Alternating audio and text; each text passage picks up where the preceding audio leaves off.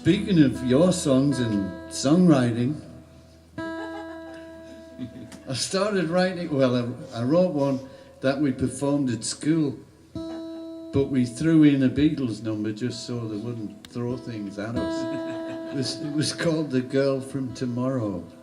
The girl from tomorrow came to my house today. She then found out that I had gone away. So anyway, but after we tried a few, we managed to get one of those little reel-to-reel tape machines, and we'd seen this advert in the New Musical Express that Apple needed some songs and songwriters, so we did this tape, and instead of just mailing it, we decided to get on a bus and go all the way down to London to Apple. So we did, got to Baker Street eventually and found out that it had moved. But we did see Hey Jude written in what do you call that, whitewash on the windows of the old thing. One window had Hey Jude and the other window had Revolution. Paul had supposed to have done. Anyway, we decided that we were stuck because we didn't know where Apple had gone. So I knew that Paul could watch the cricket from his top window. So that was Lord's cricket ground. So we found out where that was. And we were mooching around asking people, and this guy, because we said we didn't want to be obvious, we didn't say where does Paul McCartney live. We were saying, where's Lord's cricket ground? And the guy cutting his head says, oh, you go this way, that way and the other, but if you want to go past Paul McCartney's house, it's just down there. And of course, so we did, and knocked on the door or rang the bell, and of course he didn't come.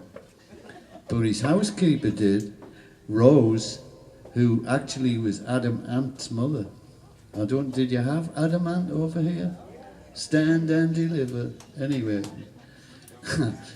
So we handed this tape in to her and she said, oh, Paul's working on an album. So. But of course, we didn't know Abbey Road was just around the corner then. But anyway, we came back twice because she kept saying he'd never heard it yet. And eventually she said, Paul says, will you take it round to Apple in Savile Row? So in we went. Nobody there. But the door was open and all the green carpet and the white walls and grey furniture. So we were going up the stairs because it's about 5 stories high. And eventually, right at the top, we could hear these voices behind the door. And we were thinking, oh, who could it be? John or George, maybe? Anyway, we knocked on the door, and the door flew open and a bunch of workmen having the tea. What the bloody hell are you buggers doing here? Oh, Paul sent us. Oh, all right, I'll show you around. So, to cut a long story short, we left the tape, and we got a letter a couple of weeks later from Peter Asher, and the tape was sent back, actually. Said it's not what we want. For a little side story, Peter Asher's doing a show where he talks about his music. And I caught him afterwards, and I had a copy of the letter, and I said, what do you make of this? He said, oh, I didn't like it.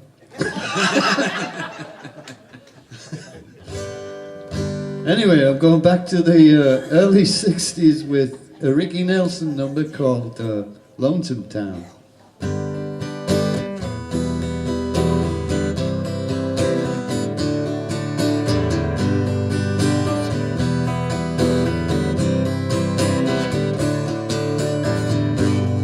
There's a place where lovers go to cry their troubles away, and they call it Lonesome Town.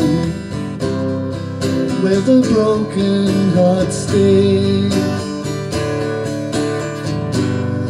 You can buy a dream or two to last you all through the years, and the only price you pay is a heart full of tears. Going down to Lonesome Town, where the broken hearts stay. Going down to Lonesome Town, cry all my troubles away. In the street of broken dreams, streets are filled with regret. Maybe down in Lonesome Town I can learn to forget. Maybe down in Lonesome Town I can learn to forget.